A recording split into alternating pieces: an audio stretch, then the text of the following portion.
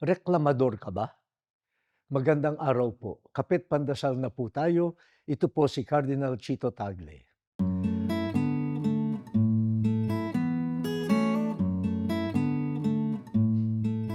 Nakakarindi sa tainga at nakakasikip ng dibdib kapag may kasama kang reklamador. Lahat ng bagay ay pinipintasan. Pero hindi natin maitatanggi na marami naman talagang bagay sa lipunan ang dapat ireklamo. Sino ba ang hindi madidismaya sa pagbaba ng kalidad ng edukasyon, sa pandaraya sa mga proyekto at construction, sa nawawalang pera na nakalaan sa public service, sa pagnanakawan at panluloko ng kapwa, sa karahasan na walang pakundangan? Maraming dahilan para magreklamo. May ilan lang paalaala.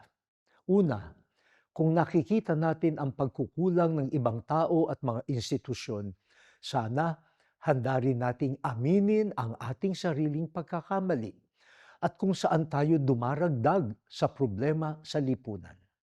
Ikalawa, kung may problema, meron ding biyaya, kabutihan at kagitingan sa buhay at kasaysayan. Nakikita ba natin ito? Nagpapasalamat ba tayo? Kung magrereklamo ka, sana maituro mo rin ang daan tungo sa liwanag.